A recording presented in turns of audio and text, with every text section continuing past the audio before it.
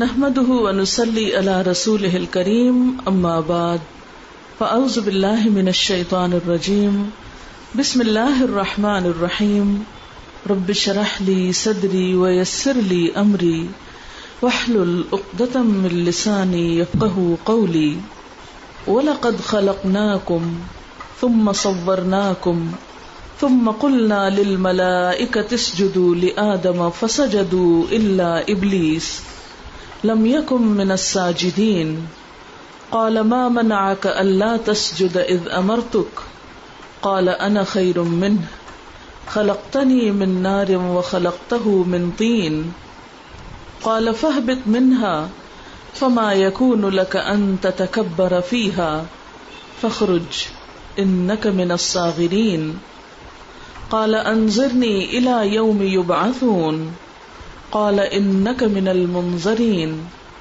قال فبما أغويتني لأقعدن لهم صراطك المستقيم ثم لآتينهم من بين أيديهم ومن خلفهم وعن أيمانهم وعن شمائلهم ولا تجد أكثرهم شاكرين قال اخرج منها مذءوما مدحورا لمن تبعك منهم لأملأن جهنم منكم أجمعين ويا آدم اسكن أنت وزوجك الجنة فكلا من حيث شئتما ولا تقربا هذه الشجرة فتكونا من الظالمين فوسوس لهما الشيطان ليبدي لهما ما وري عنهما من سوآتهما وقال ما نهاكما ربكما عن هذه الشجرة إلا أن تكونا ملكين أو تكونا من الخالدين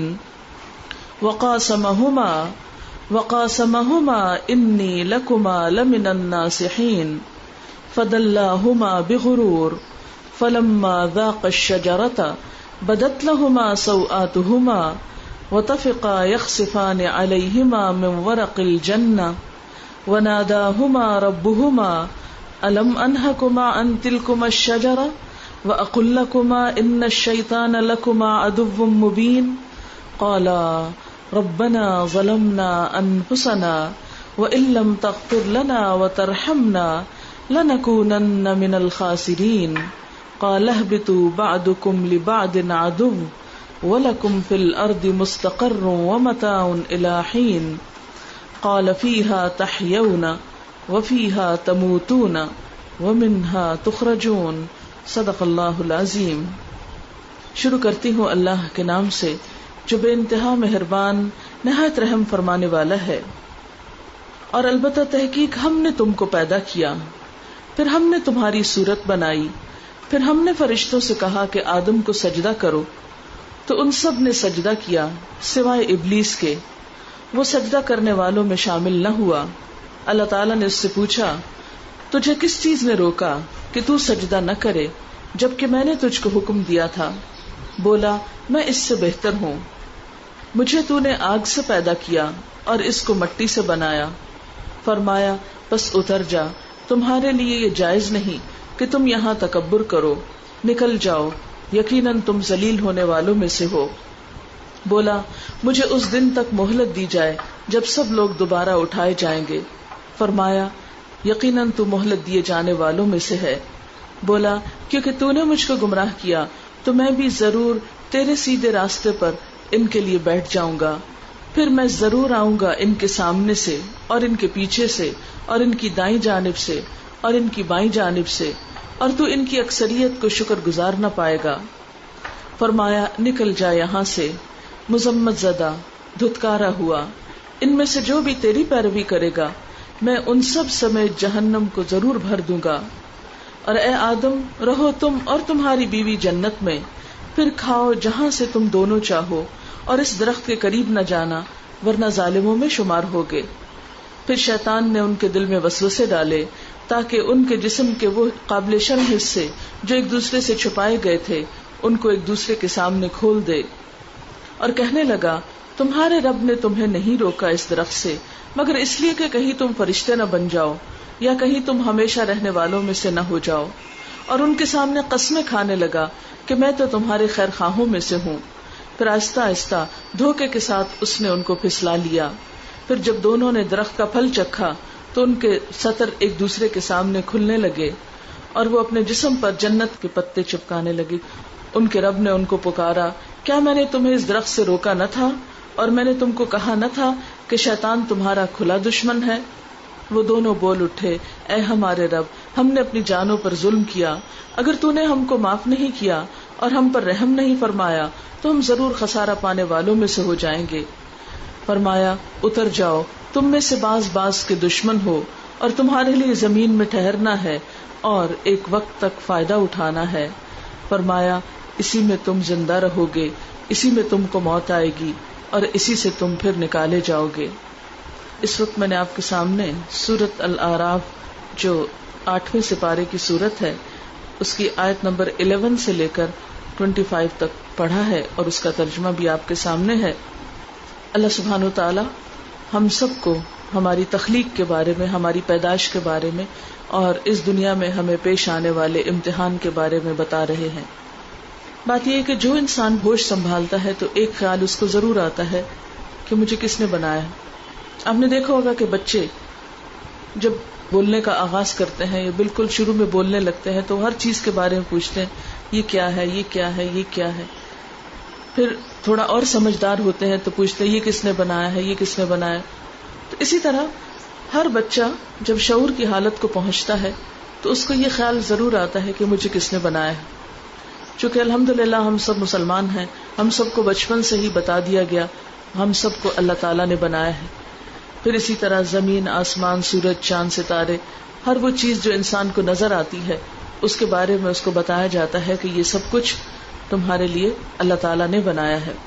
دنیا میں صرف بچے ہی نہیں, بڑے بھی, اور بہت غور و فکر کرنے والے اور سمجھ بوجھ رکھنے والے اور بڑے بڑے فلسفی اور سائنسدان اس حقیقت پر غور کرتے رہے ہیں کہ انسان کا اوریجن کیا تھا.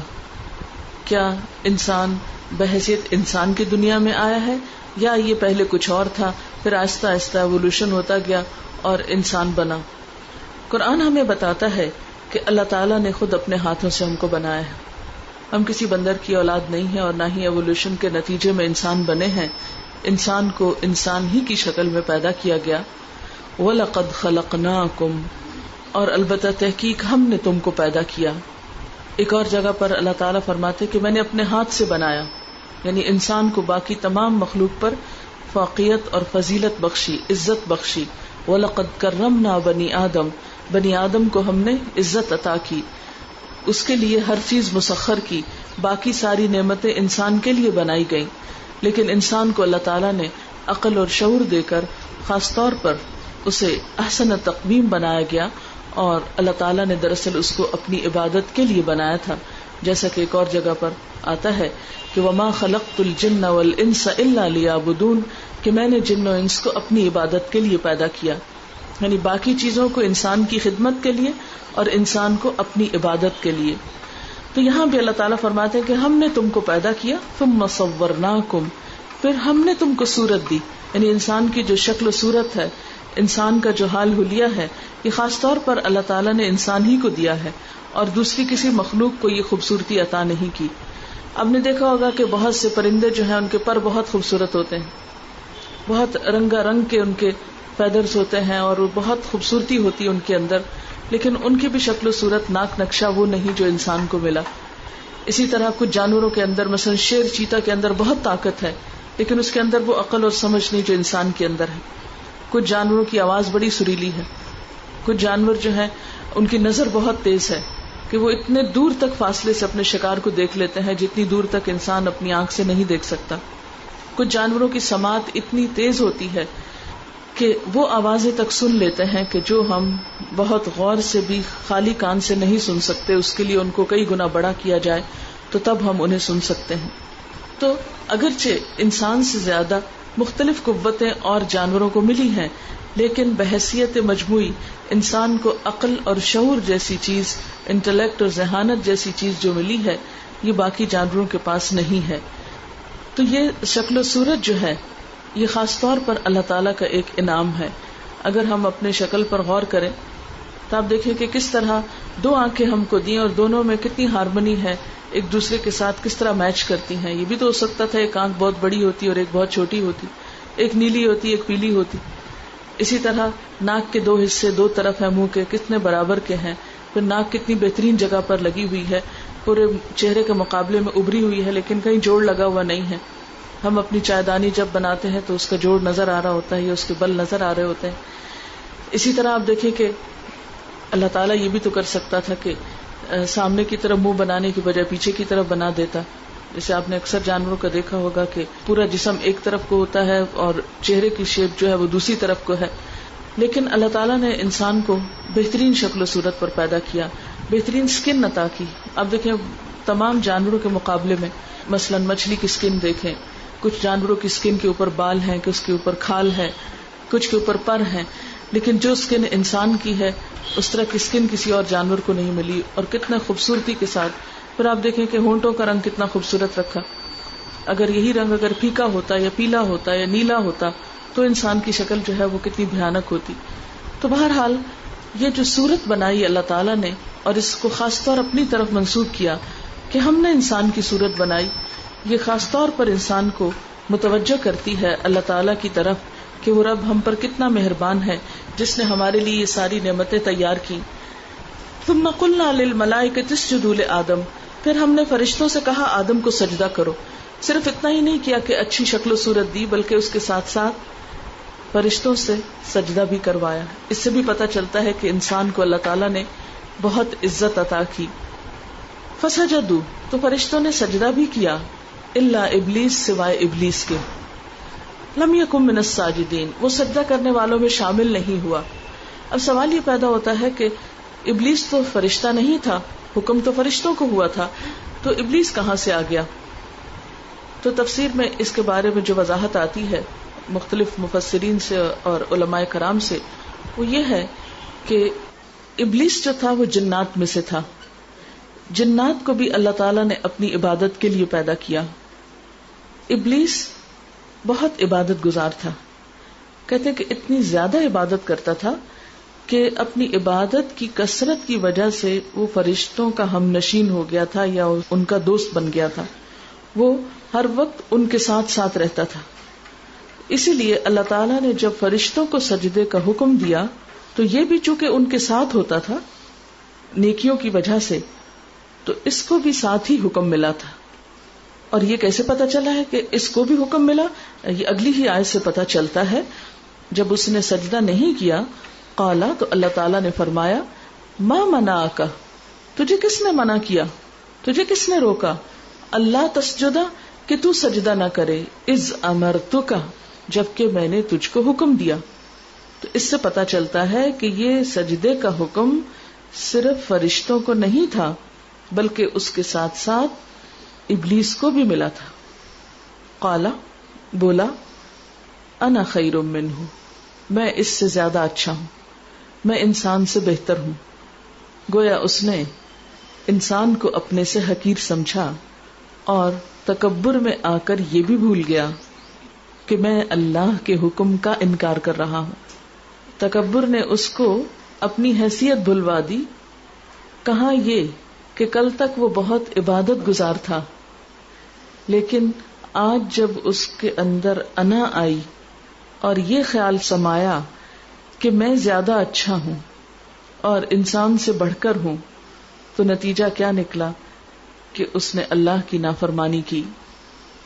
خلقتنی من نار، پھر صرف اتنا ہی نہیں بلکہ اس کی حجت بازی کرنے لگا، اس کے اوپر آرگیومنٹ کرنے لگا، دلیل دینے لگا، کہنے لگا خلقتنی من نار، مجھے تو نے آگ سے پیدا کیا ہے، وخلقتہ من طین، اور اس کو تو نے مٹی سے بنایا ہے.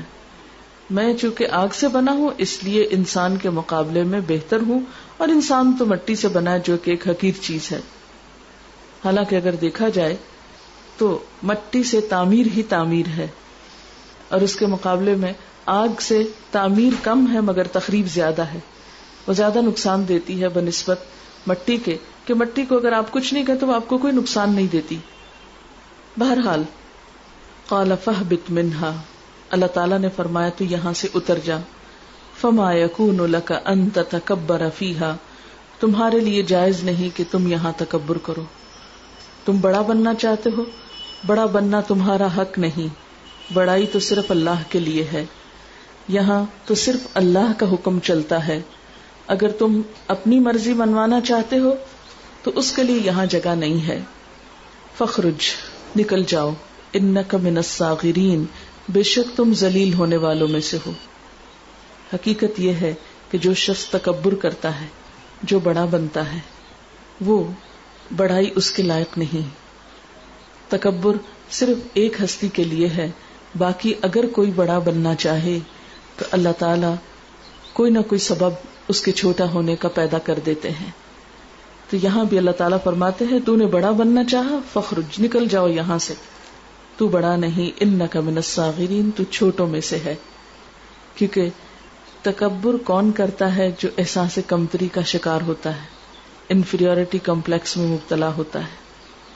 ایک عام انسان جو ایک مطمئن زندگی بسر کرتا ہے، جو کسی کمپلیکس کا شکار نہیں ہوتا، اس کو اس بات کی فکر نہیں ہوتی کہ میں کسی کا مقابلہ کر کر کے بڑا بن کے دکھاؤں. وہ جو کچھ ہے وہ اس پر شکر گزار ہوتا ہے، وہ اس پر مطمئن ہوتا ہے. لیکن جو شخص اپنے حال پر مطمئن نہیں ہوتا، اس کو سیٹسفیکشن نہیں ہے اپنے حالات سے، تو وہ سیٹسفیکشن کے حصول کے لیے بڑا بننے کی بھاگ دوڑ کرتا ہے اور جائز ناجائز طریقوں سے دوسروں سے بڑا نظر آنے کی کوشش کرتا ہے. اس لیے ایسے لوگ کبھی اپنی مراد کو نہیں پہنچ سکتے، اور مصنوعی یا آرٹیفیشل طریقوں سے بڑا بننے والے ہمیشہ ذلیل و رسوا ہو کر رہ جاتے ہیں، جیسا کہ شیطان کے ساتھ ہوا. قال انظرنی الی یوم یبعثون، کہنے لگا کہ مجھے قیامت کے دن تک مہلت دی جائے. اپنی غلطی کا اعتراف نہیں کیا، بلکہ ڈھٹائی میں اور آ گیا اور کہنے لگا ٹھیک ہے، اگر مجھے یہاں سے نکالنا ہی ہے تو پھر میں بھی اس انسان کی دشمنی کروں گا، اور اس کے لیے مجھے آزادی ملے کہ قیامت تک میں اپنا کام کر سکوں. قال انک من المنظرین، اللہ تعالیٰ نے فرمایا جاؤ، تم کو اجازت ہے، تمہیں مہلت ہے، جو کرنا چاہتے ہو کرتے جاؤ. قال، بولا، فبما اغویتنی، کیونکہ تو نے مجھ کو گمراہ کیا، لأقعدن لهم صراطک المستقیم، تو میں بھی ضرور تیرے سیدھے رستے پر ان کے لیے بیٹھ جاؤں گا. اب یہاں پر آپ دیکھیے کہ وہ اپنی غلطی کو ماننے کی بجائے اللہ تعالیٰ کو نعوذ باللہ قصوروار قرار دیتا ہے کہ تو نے مجھے حکم دیا سجدہ کرنے کا، میں نے سجدہ نہیں کیا، تو اس میں میرا قصور نہیں، تیرا ہے، کیونکہ تو نے مجھے کہا ہی کیوں تھا. نہ تو مجھے کہتا اور نہ میں انکار کرتا اور نہ یہ وقت آتا. پھر چیلنج مزید کرتا ہے کہ کیونکہ تو نے مجھے اس نوبت تک پہنچایا تو میں بھی تیری طرف بندوں کو نہیں آنے دوں گا، تیرا نہیں بننے دوں گا. تو ان کو اپنی عبادت کے لیے پیدا کر رہا ہے، یہ تیرے نہیں بنیں گے. ثم لآتینہم من بین ایدیہم، اس کے لیے میں طریقہ کار کیا اختیار کروں گا، میں ان بندوں کے سامنے سے آؤں گا، یعنی بہکانے کے لیے سامنے آ کر کھلم کھلا بھی برائی کی دعوت دوں گا. جب یہ پہچانیں گے مجھ کو تو میں پیچھے چھپ جاؤں گا. ومن خلفہم، پیچھے سے آؤں گا. اگر ان کو پیچھے سے بھی آنے کا احساس ہو گیا، کیونکہ عقل دی ہے نا اللہ نے انسان کو، تو پھر میں کیا کروں گا، چھوڑوں گا پھر بھی نہیں. وَأَنْ أَيْمَانِهِمْ، ان کی دائیں طرف سے آ جاؤں گا. اور اگر یہ ادھر سے متوجہ ہوئے، وَأَنْ شَمَائِلِهِمْ، ان کی بائیں طرف سے آ جاؤں گا. گویا چاروں طرف سے ان کو گھیروں گا، چاروں طرف سے ان کو جکڑوں گا. اور وَلَا تَجِدُ أَكْثَرَهُمْ شَاكِرِينَ، تو ان کی اکثریت کو شکر گزار نہ پائے گا، یعنی ان کے اندر شکر کا جذبہ نہیں آنے دوں گا. ساری نعمتیں ہونے کے باوجود ان کی زبان پر شکوے ہی رہیں گے. یہ ہے شیطان کا وہ جال، وہ جو ہماری چاروں طرف بنتا ہے اور ہمیں اللہ کی اطاعت کی طرف جانے نہیں دیتا. اور یہ ایک چیلنج اس نے کھلم کھلا کیا تھا اور قسم کھا کر کیا تھا کہ میں تو ان کو ضرور بہکا کر رہوں گا. اب شیطان کا سامنے سے آنا کیا ہے؟ سامنے سے آنے سے مراد یہ ہے کہ برائیوں کو اتنا خوبصورت بنا کر پیش کیا جائے کہ وہ برائی برائی نہ لگے، برائی کو اچھائی کا نام دے دیا جائے. آج کل آپ دیکھتے ہیں کہ بہت سے غلط کام ایسے ہیں جو انتہا درجے کے مکروہ ہیں، لیکن شیطان نے انسان کو ایسے خوبصورت الفاظ سجھا دیے ہیں اور ایسے خوبصورت تصورات دیے ہیں کہ وہ برائی ان کو اچھائی لگنے لگتی ہے. ایک چھوٹی سی مثال دوں گی. آج کل ویسٹ میں ایک ٹرینڈ چلا ہے کہ مرنے کے بعد باڈی کو دفنایا نہیں جائے کیونکہ اس پر بہت پیسہ خرچ ہوتا ہے. ایسا ایک ایوریج اماؤنٹ جو ہے وہ 2,000 to 3,000 پاؤنڈ ہوتی ہے جو آپ کو پے کرنی پڑتی ہے زمین کے لیے اور پھر بعد کے لک آفٹر کرنے کے لیے. اور چونکہ یہ کافی مہنگا طریقہ ہے تو اب ایک اور طریقہ ایجاد کیا گیا ہے اور اس میں باڈی کو جلا دیتے ہیں الیکٹرک شاکس کے ساتھ اور چند ہی سیکنڈ کے اندر وہ بالکل راکھ بن جاتی ہے. اس میں ایک اور کام یہ کیا جا رہا ہے کہ جس طرح ہیرا بننے کا جو پروسیس ہے تو انسانی جسم کے اندر وہ مادے یا وہ کیمیکلز ان کو ایک خاص چیز سے گزارتے ہیں تو اس پر کچھ پیسے لاگت آتی ہے، لیکن وہ مرنے والے انسان کے جسم سے ڈائمنڈز تیار ہو جاتے ہیں اور وہ ڈائمنڈ لوگ اپنی انگوٹھیوں میں لگواتے ہیں، اپنے گردنوں میں لٹکاتے ہیں یا کسی بھی طریقے سے، اور اس کو نام یہ دے دیا گیا ہے کہ جو تمہارے عزیز محبوب پیارے ہیں وہ اس طرح ہر وقت تمہارے ساتھ ہیں، یا تمہاری انگوٹھی میں ہیں یا تمہارے گلے میں ہیں. ٹائمز میں بھی اس کے بارے میں آیا ہے، میرے پاس پورا اس کا آرٹیکل ہے. اور دیکھا جائے تو یہ ایک اتنا مکروہ کام ہے، انسانی جسم کی ایک حرمت ہے. آپ میں سے کس کو یہ پسند ہوگا کہ اس کا جسم جلا کے راکھ کر کے اور اسے ایسے پروسیس سے گزارا جائے کہ جس سے پھر وہ ایک مٹھی بھر راکھ ہو جائے. اور اس سے پہلے کیا ہو رہا تھا، کچھ عرصہ پہلے میرے پڑھنے میں یہ بات آئی کہ وہ جو راکھ بنتی ہے وہ ان کے عزیزوں کو دے دی جاتی ہے، تو عام طور پر لوگ اس کو شیشے کے جارز میں ڈال کے اپنے ڈرائنگ روم وغیرہ میں رکھ لیتے ہیں اور یہ کہتے ہیں کہ یہ فلاں کی ہے، یہ فلاں کی ہے اور یہ فلاں کی. تو اب آپ خود سوچیں کہ اس عمل سے جو انسان کے دل میں انسان کی حرمت ہے، ایک عزت ہے، یا انسان کے ساتھ جو ہمدردی ہے، اس کا تو احساس ہی ختم ہو جاتا ہے. یعنی جب انسان اتنا پتھر دل ہو جائے کہ مردوں کے ساتھ یہ سلوک کرنے لگے اور اس کو اتنا خوبصورت نام دے دے، تو اس قسم کی برائیاں، اور اس سے یہ تو خیر ایک بہت ہی مکروہ فعل ہے جس کو اتنا خوبصورت نام دے دیا گیا ہے کہ یور بیلوڈ ونس جو ہیں وہ جو تمہارے نیک میں ہے یا تمہارے رنگ میں ہے اور تمہارے ساتھ ساتھ ہیں. لیکن اس کے علاوہ بھی زندگی میں جتنے بھی حرام کام ہیں، جتنے بھی غلط کام ہیں، اگر آپ غور کریں تو آپ دیکھیں گے کہ شیطان نے ان کو نام بہت خوبصورت دے دیے. اس کو آپ اس مثال سے سمجھ سکتے ہیں کہ آج کل معمولی سے معمولی پروڈکٹ کو اتنے خوبصورت اشتہار میں پیش کیا جاتا ہے، بیکار سے بیکار چیز کو، کہ آپ ایک دم ٹیمپٹ ہو جاتے ہیں اور وہ چیز خرید لیتے ہیں. اور جب خرید لیتے ہیں تو بعض اوقات دیکھتے ہیں کہ وہ اتنی افیکٹو نہیں ہے. ایک واشنگ پاؤڈر سے لے کر ایک کوئی چیز ایسی نہیں کہ جس کا اشتہار نہ ہو. مثلا ہمارے ہاں ایک سپاری ملتی ہے، اس سپاری کی قیمت ₹8 آنے ہوگی، بہت ہی کم قیمت کی ہے، لیکن اس پر جو ایڈورٹیزمنٹ ہے وہ لاکھوں کی ہے. بڑے بڑے پوسٹرز لگے ہوئے ہیں، ٹیلی ویژن پہ اشتہار آ رہے ہیں ہر جگہ. اور پھر دوسری طرف جو آرٹیکلز آ رہے ہیں کہ ان سپاریوں کو کھانے سے جو منہ کا سرطان یا کینسر ہو رہا ہے، اس کی ایک پوری رپورٹ پچھلے دنوں ایک رسالے میں چھپی ہے کہ کتنے بے شمار لوگ انہی چیزوں کے مستقل طور پر کھانے کی وجہ سے منہ کے، گلے کے، ہونٹوں کے، دانتوں کے، مسوڑوں کے، اس طرح کے بے پناہ امراض کا شکار ہو رہے ہیں. ایک طرف لوگ آگاہ بھی کر رہے ہیں کہ یہ چیزیں نقصان دہ ہیں صحت کے لیے. مثلاً آپ دیکھیں کہ سگریٹ کا جو اشتہار ہوتا ہے وہ کتنا اٹریکٹیو ہوتا ہے. میں نے نہیں دیکھا کہ سگریٹ سے بڑھ کے خوبصورت اشتہار ابھی تک کوئی بنانے میں کامیاب ہوا ہو. اور کون نہیں جانتا کہ سگریٹ کا کوئی نقصان ہے، اور نیچے کیا لکھا ہوتا ہے، اسی اشتہار کے نیچے لکھا ہوتا ہے سگریٹ نوشی جو ہے وہ صحت کے لیے نقصان دہ.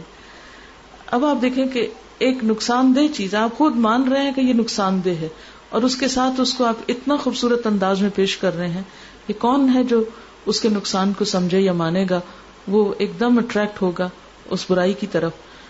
لیکن ہم میں سے اکثر لوگ ان چھوٹی چھوٹی چیزوں کی طرف، یا چھوٹی ہیں یا بڑی جو بھی، ان کو برائی کی نظر سے نہیں دیکھتے یا اس کی طرف توجہ نہیں کرتے.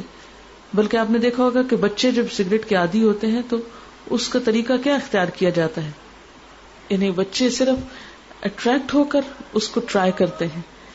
حالانکہ اس کے اندر دھواں ہے، اور دھواں کس کو پسند ہے؟ اور دھواں تو کبھی بھی پسندیدہ چیز نہیں رہی. وہ دھواں جسے دیکھ کے انسان گھبراتا ہے، اور وہ دھواں جس کی اسمیل انسان کو اچھی نہیں لگتی ابتدا میں، کہاں ایک وقت آتا ہے کہ اس دھوئیں کو اندر انہیل کر کر کے اپنے سینے میں لے جاتا ہے اور اپنے پھیپھڑوں کو نقصان دیتا ہے. لیکن اس کے باوجود اس کو اتنا خوبصورت نام دیا ہوا، اس میں اتنی اٹریکشن پیدا کی ہوئی ہے. تو کوئی بھی برائی جو حقیقت میں برائی ہو لیکن انسان خوشی سے کر رہا ہو، ایک اسٹیٹس سمبل سمجھ کر رہا ہو، یا صرف وقتی مزے کے لیے کر رہا ہو، جبکہ اس کی حرمت دین میں موجود ہو. مثلا ڈرنکنگ آپ دیکھ لیں کہ ڈرنک کرنا جو ہے ہمارے دین میں سب کو معلوم ہے کہ ایک پسندیدہ کام نہیں ہے، لیکن اس کے باوجود اس کی پیکنگ آپ دیکھیں، باٹلز دیکھیں، اس کا پینا پلانا جو ہے وہ بھی ایک بڑائی کی علامت بنتا جا رہا ہے.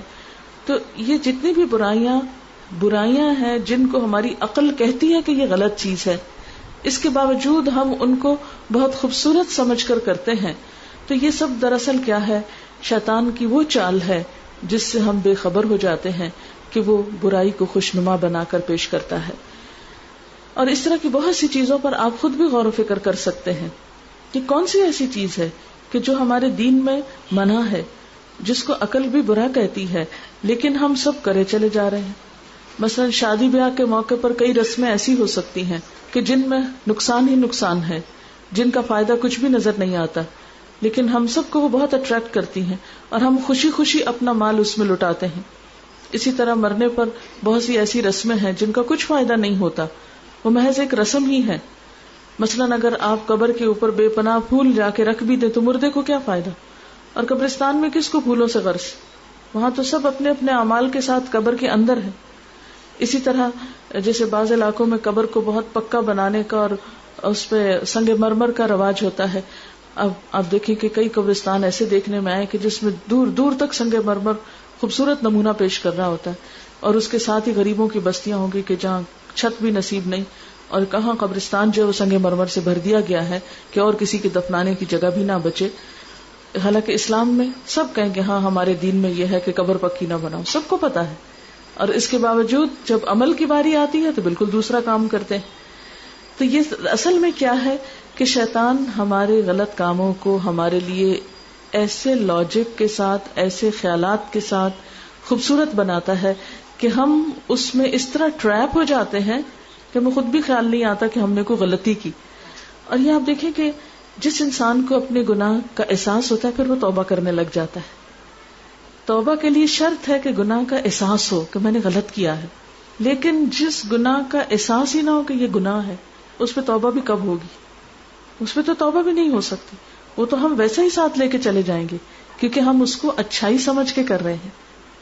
تو یہ شیطان کا ایک بہت بڑا وار اور چال ہے کہ انسان کو اللہ کے راستے سے روکتا ہے، اس کے سامنے آ کر کھلے عام برائی کو خوبصورت بنا کے پیش کرتا اور انسان اس میں پھنستا چلا جاتا ہے. پھر اس کے بعد پیچھے سے بھی آتا ہے. پیچھے سے آنے کا طریقہ کیا ہوتا ہے اس کے کہ ایسے اوقات میں انسان کے اوپر حملہ آور ہوتا ہے، وسوسہ ڈالتا ہے جب انسان غفلت کی کیفیت میں ہوتا ہے، جب انسان اللہ کو یاد نہیں کرتا، دین کی بات نہیں کرتا، نہ کسی دین کی مجلس میں بیٹھتا، نہ قرآن پڑھتا ہے، نہ نماز کی طرف دھیان ہوتا ہے، تو آہستہ آہستہ ایک اچھے سے اچھا انسان، اس کا دل زنگ آلود ہوتا ہے، وہ غافل ہونے لگتا ہے. جب غافل ہوتا ہے تو شیطان اپنا کام پہلے چھپ کے کرتا ہے کہ جب وہ دیکھتا ہے کہ یہ انسان جو ہے اس کا ضمیر زندہ ہے اور یہ فوراً پہچان جاتا ہے برائی کو، تو میں اس کو سامنے آ کر تو نہیں بتا سکتا، تو وہ پھر کیا کرتا ہے؟ چھپے وار کرتا ہے. ایسے طریقے سے ایسے وقت میں ایسی جگہ پر حملہ آور ہوتا ہے کہ جہاں انسان پھر پہچان نہیں پاتا. اسی طرح دائیں طرف، چونکہ جیسے قرآن پاک میں دائیں ہاتھ والے اور بائیں ہاتھ والے بتایا گیا، دائیں طرف کی جو نیکیاں ہیں انسان کی، ان کو اس کی نگاہ میں بہت بڑا بنا دیتا ہے، ریاکاری اور دکھاوا شروع کرا دیتا ہے. چھوٹے سے کام کے اوپر بہت مطمئن کرا دیتا ہے کہ تم نے تو اتنے اچھے اچھے کام کیے، تمہیں فکر کرنے کی ضرورت نہیں، تمہاری تو جنت میں سیٹ پکی ہے. یعنی چھوٹے سے کام کو بھی نیکی کے بہت بڑا بناتا ہے، ریاکاری کراتا ہے، لہذا عمل ضائع کراتا ہے. پھر بائیں طرف سے آتا ہے تو کہتا ہے کہ دیکھو تم نے کیا برائی کی، وہ فلاں تو اتنا برا ہے، تمہاری غلطی تو بہت چھوٹی، وہ فلاں کی غلطی تو بہت بڑی، تم اس بات سے رکتے ہو، دیکھو وہ تو یہ بھی کرتا ہے اور یہ بھی کرتا ہے اور یہ بھی کرتا ہے. نتیجہ یہ ہوتا ہے کہ انسان کہتا ہے کہ ہاں بھائی میں نے کون سا ایسا قصور کیا. اور یہ آپ دیکھیں کہ اکثر ہم جب انسانوں کے ساتھ معاملہ کرتے ہیں تو اس وقت ہم اپنے آپ کو یوں بچا جاتے ہیں کہ نہیں میرا تو کچھ قصور ہی نہیں ہے. تو یہ تمام چالیں شیطان کی ہیں, چاروں طرف سے انسان کو گھیرتا ہے اور پہلے دن سے کام کر رہا ہے. جیسا کہ آگے ہم دیکھیں گے کہ فوراً ہی آدم اور حوا کے پیچھے جنت میں پہنچ گیا اور ان کو ورغلانا شروع کر دیا, اور 2 ڈائریکشنز وہ بھول گیا, اور وہ کیا ہے, اوپر سے اور نیچے سے. ان 2 اطراف سے وہ نہیں آ سکتا, اور وہ ہے کہ ایک طرف انسان اللہ کے سامنے سجدہ ریز ہو, جو جتنی عاجزی کرے گا, جھکے گا, اپنے گناہوں کی معافی مانگے گا اور دعا کے لیے ہاتھ اٹھائے گا. تو یہ 2 رستے ہیں نماز اور دعا کے کہ جن کی مدد کے ساتھ انسان شیطان کی چال سے بچ سکتا ہے. یعنی ہمارے پاس کوئی ہتھیار نہیں کہ ہم سامنے سے شیطان کو مار کے ہٹا دیں, یا پیچھے سے اس کو دیکھ کے تو اس کو دور کر دیں, یا دائیں اور بائیں سے. ہمارے پاس اگر ہے کوئی طریقہ اس سے بچنے کا تو کیا ہے, اللہ کی مدد. اور اس کے لیے کیا ضروری ہے کہ انسان اپنے اندر حقیقی معنوں میں عاجزی پیدا کرے اور سجدہ ریز ہو اور اللہ تعالیٰ سے دعا کرتا رہے. ایسا انسان واقعی اتنا مضبوط ہو جاتا ہے کہ پھر شیطان ان پہ وار نہیں کر سکتا. اللہ تعالیٰ نے بھی انہی کے بارے میں فرمایا تھا, ان عبادی لیس لک علیہم سلطان, میرے بندے ان پہ تیرا زور نہ چلے گا. تو اللہ تعالیٰ کن کو اپنے بندے کہتے ہیں؟ جو ہر معاملے میں اللہ کی طرف رجوع کر لیتے ہیں, جو چھوٹی سی خطا ہونے پر بھی ڈھٹائی نہیں کرتے بلکہ فوراً ہی غلطی کا اعتراف کر کے معافی مانگ لیتے ہیں اور اس کے ساتھ جڑے رہتے ہیں. اور پھر اس نے بڑے دعوے سے کہا تھا وَلَا تَجِدُ أَكْثَرَهُمْ شَاكِرِينَ, تو ان کی اکثریت کو شکر گزار نہیں پائے گا. اور شکر گزار نہ پائے گا کا مطلب کیا ہے کہ ان کو جو کچھ بھی مل جائے گا ان کی تسلی نہیں ہوگی, اس پر ان کو قناعت نہیں ہوگی, اس پر یہ راضی اور خوش نہیں ہوں گے. کیونکہ شکر کا دوسرا مطلب کیا ہوتا ہے؟ اطمینان قلب. جس کا دل شکر گزار ہوا لازمی نتیجہ ہے کہ اس کے دل کے اندر ایک اطمینان اور خوشی آ جائے, کیونکہ وہ راضی ہو گیا نا اللہ کے رزق پر, اللہ کے دیے ہوئے پر, اللہ کے فیصلوں پر. وہ اپنے حق میں اچھے برے جو بھی فیصلے آتے ہیں ان پر وہ کہتا ہے اللہ تیرا فیصلہ, میں راضی اس پہ, میں شکوہ نہیں کروں گی, مجھے تجھ سے کوئی شکایت نہیں. کچھ ملتا ہے تب بھی شکر گزار ہے, کچھ چلا جاتا ہے تب بھی وہ شکر گزار ہے, وہ شکوہ نہیں کرتا. اور ایک دوسرا کردار کیا ہے کہ جس کو نعمتیں بھولی ہوتی ہیں, اس کو یاد ہی نہیں اس کے پاس کیا کچھ ہے, اور اگر کوئی ایک تکلیف آتی ہے یا ایک نعمت چلی جاتی ہے تو ساری نعمتیں بھول کر وہ اس ایک چیز کے پیچھے پڑ جاتا ہے اور ساری زندگی اللہ سے شکوہ کرتا رہتا ہے, تو نے میرے ساتھ یہ کیوں کیا. نتیجہ کیا ہوتا ہے؟ جتنا چاہے انسان جھگڑ لے پھر اللہ سے, حاصل تو کچھ نہیں ہو سکتا, فائدہ تو کچھ نہیں ہو سکتا. لہذا یہ جو ناشکرا پن ہے یہ بھی دراصل شیطان کی طرف سے, اور یہ اللہ کے حق میں بھی اور بندوں کے حق میں بھی. آپ دیکھیں کہ بندوں کے حق میں شکر گزاری کیا ہوتی ہے کہ جس کا آپ پر کچھ بھی احسان ہو آپ اس کے خیر خواہ رہیں, آپ اس کا بھلا چاہیں, آپ اس کی بھلائی کے لیے فکر کریں, آپ اس کا برا نہ چاہیں, اس کے ساتھ اچھی طرح پیش آئیں. لیکن عام طور پر ہمارا رویہ کیا ہے؟ مثلاً ہمارے پیرنٹس ہیں, انہوں نے زندگی میں ہمارے ساتھ بہت سے احسان کیے ہوتے ہیں, لیکن پھر انسان ہے نا بیچارے, وہ بھی کوئی فرشتے تو نہیں ہوتے, کہیں کوئی ان سے بھول ہو جاتی, کوئی کوتاہی ہو جاتی, خاص طور پر بوڑھے جب ہو جاتے ہیں حافظہ ہی کمزور ہو جاتا ہے, وہ یاد ہی نہیں ہوتا کہ کس کو کیا دیا کیا لیا. کہ بچے اپنے ایک ایک حق دیکھ رہا ہوتا ہے, اچھا یہ فلاں بہن بھائی کے ساتھ یہ کیا تو ہمارے ساتھ کیوں نہیں کیا. چھوٹی چھوٹی باتوں میں پھر ان سے شکوے شروع کر دیتے ہیں.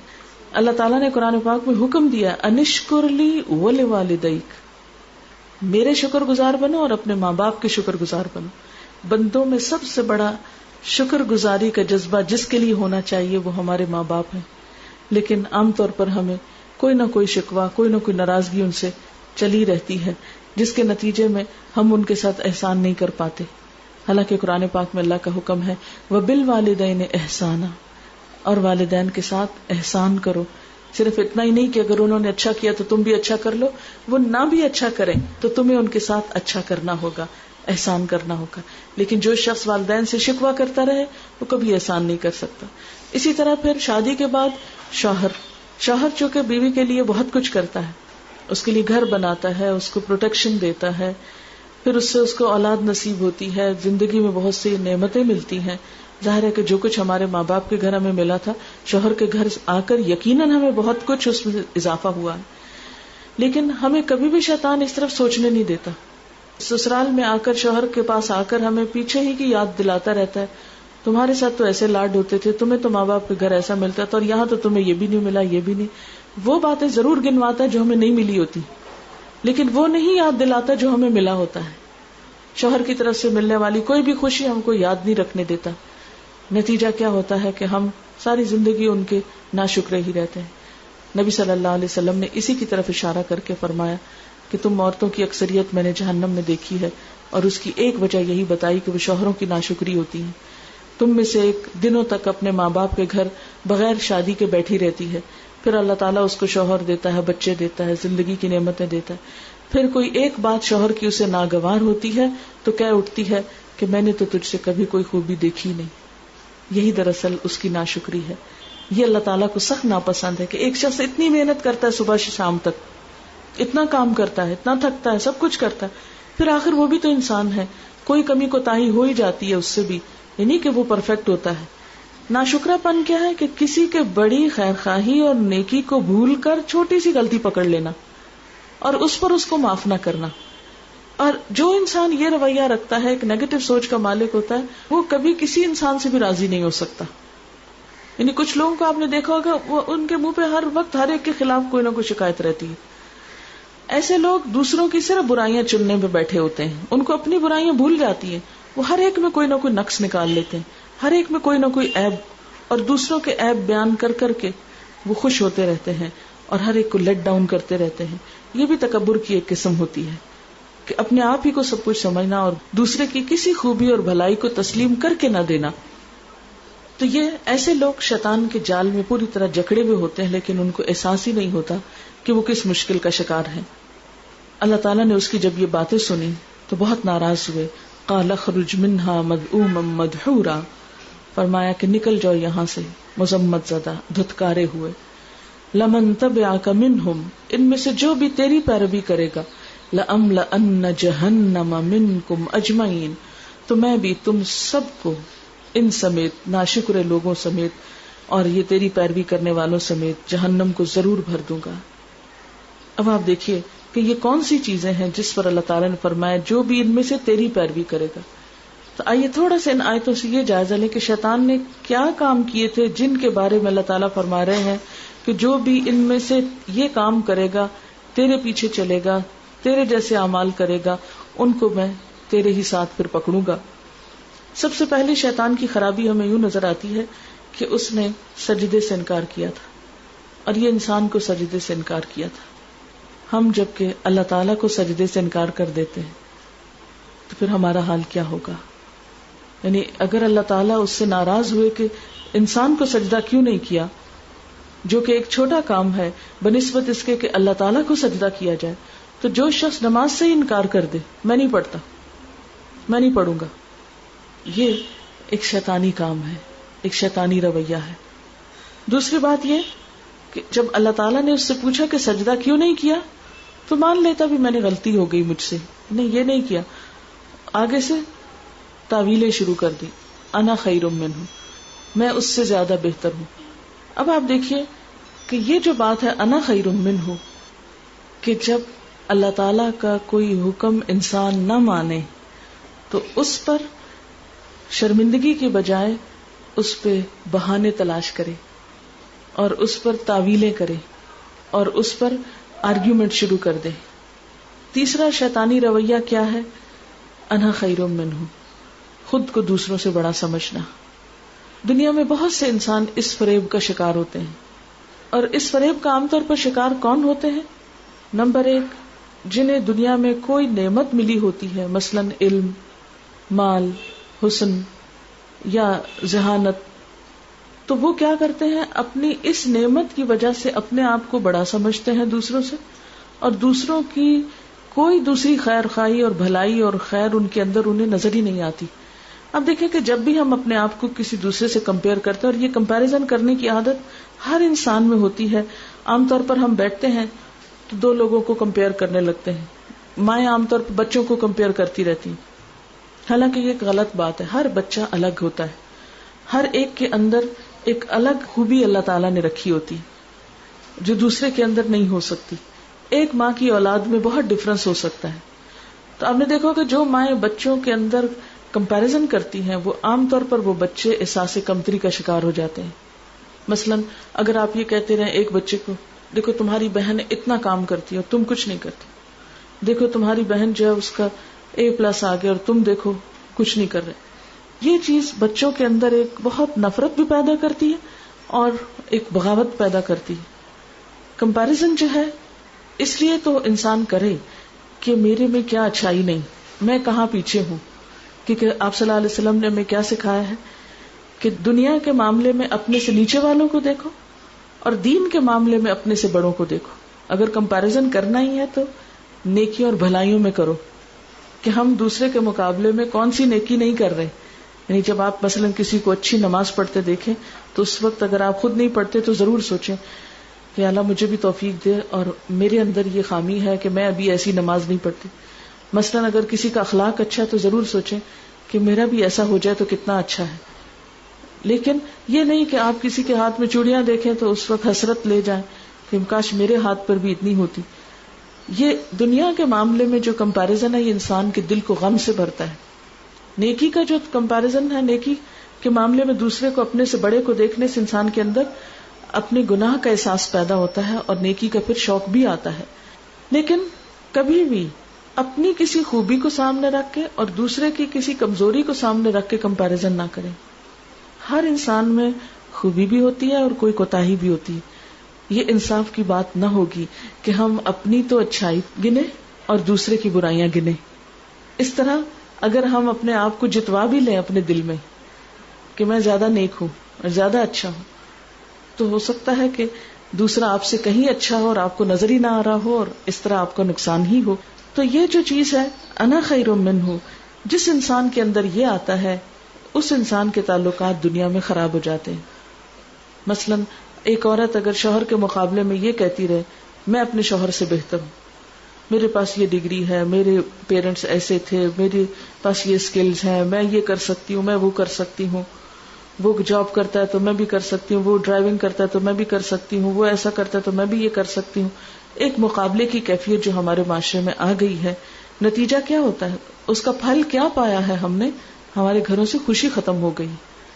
ایسی عورت کبھی بھی خوش نہیں رہ سکتی جو ہر وقت اپنے آپ کو شوہر کے مقابلے پر رکھے. اس میں دیکھنا یہ چاہیے کہ جو خوش ہونا چاہتا ہے وہ یہ دیکھے کہ دوسرے شخص کے اندر کون کون سی اچھائی ہے اور مجھے اللہ تعالیٰ نے کہاں ہمت طاقت دی ہے کہ میں بھی اپنے اندر کوئی اچھائی پیدا کروں. تو یہاں پر یہ بھی ایک شیطانی رویہ ہے، یہ بول انا خیر منہ، انا کا شکار ہونا. پھر اس کے بعد صرف یہ نہیں کہ انسان اپنے آپ کو بڑا کہے بلکہ اس کی بھی حجت شروع کر دے، جیسے شیطان نے کی کہ مجھے آگ سے بنایا اس کو مٹی سے بنایا. یہ بھی ایک شیطانی رویہ ہے، ماننے کی بجائے تعویلیں پیش کرنا. پھر اس کے بعد اگلا شیطانی رویہ کیا ہے کہ انذرنی الی یوم یبعثون، غلط کاموں کی مہلت لے لینا، غلط کاموں کے لیے پلاننگ کرنا. پھر اگلا رویہ شیطانی کیا ہے، فبما اغویتنی، اپنی غلطی کو دوسرے کے سر ڈالنا، خود غلط کام کر کے دوسرے کو بلیم کرنا. عموماً کیا ہوتا ہے کہ انسان سے جب کوئی خطا ہوتی ہے تو وہ یہ کم سوچتا ہے کہ میرا اس میں کیا قصور ہے، وہ یہ دیکھتا ہے دوسرے کی کیا وجہ ہے اس میں.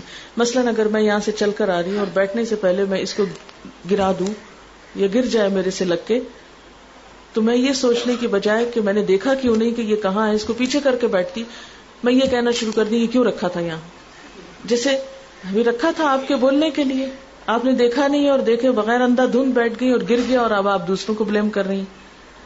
اسی طرح آپ نے دیکھا ہوگا گھر میں عام طور پر جیسے کھانا لگا رہے ہیں، لگاتے کوئی چیز گر گئی ٹوٹ گئی، ہم فوراً بچوں پہ چیخیں گے، دودھ ابل گیا بچوں پہ چیخے، تم لوگ شور کر رہے تھے اس وجہ سے دودھ ابلا. کوئی بھی کام خراب ہوتا ہے ہم کم ہی سوچتے ہیں ہماری غلطی کیا، ہم فوراً سوچتے ہیں اچھا ادھر ادھر کی کون سی غلطی تھی. تو ٹھیک ہے بعض اوقات دوسروں کی بھی غلطی ہوتی ہے، لیکن ہم دوسروں کی غلطی بتانے میں تو بہت جلدی کرتے ہیں. اپنی غلطی، اپنے حصے کی جو ہمارا پارٹ ہوتا ہے جس میں ہماری کوئی کوتاہی ہوتی ہے اس کی طرف ہم توجہ نہیں کرتے. ایسا شخص جس کو اپنا کوئی عیب نظر نہ آئے، پھر اس کی جو اصلاح ہے یا اس کی جو روحانی ترقی ہے وہ رک جاتی ہے. روحانی ترقی کس کی ہوتی ہے؟ جو اپنی غلطیوں پر نظر رکھتا ہے، اور اگر اس کو اپنی اچھائی کوئی نظر آتی ہے تو اس پر وہ خود کو کریڈٹ نہیں دیتا، الحمدللہ کہتا ہے. مثلا اگر مجھ میں کوئی اچھی چیز ہے تو یہ سوچنے کے بجائے کہ اور تو کسی میں نہیں، مجھ میں ہی ہے، یہ ایک روڈ طریقہ ہوگا، تکبر کا طریقہ ہوگا. اور اگر یہ خیال دل میں آ جائے کہ میرے پاس یہ نعمت ہے اور دوسرے کو نہیں، اور فوراً انسان کے الحمدللہ، اللہ کا شکر ہے جس نے دی ہے، فوراً تکبر نکل جائے گا، وہ چلا جائے گا. تو اسی لیے بندہ مومن کثرت کے ساتھ الحمدللہ کہتا رہتا ہے، اور اس طرح وہ تکبر سے بچا رہتا ہے. ورنہ شیطانی رویہ کیا ہے کہ انسان خود کو دوسروں سے بہتر کرے اور اپنی غلطی دوسروں پہ تھوپ دے. پھر شیطانی رویہ کیا ہے؟ لَأَقْعُدَنَّ لَهُمْ صِرَاطَكَ الْمُسْتَقِيمَ، تیرے سیدھے راستے پہ ان کے ساتھ بیٹھ جاؤں گا. یہ ایک کھلم کھلا شیطانی طریقہ ہے، کسی کو اللہ کے راستے پہ نہ جانے دینا، نیکی سے روکنا. اب دیکھیں افسوس کے ساتھ کہنا پڑتا ہے کہ ہم مسلمانوں کے اندر بعض ایسے لوگ پیدا ہو گئے ہیں کہ جو خود دین کا مذاق اڑاتے ہیں، قرآن کی باتوں کا مذاق اڑائیں گے، اللہ رسول کی بات کا مذاق اڑائیں گے، اور جو کوئی دین پہ چل رہا ہو اس کا مذاق اڑائیں گے اور اس کو دین سے روکیں گے. یہ تو شیطانی کام ہے. شیطان نے کہا تھا میں تیرے سیدھے راستے پہ نہیں جانے دوں گا انسان کو.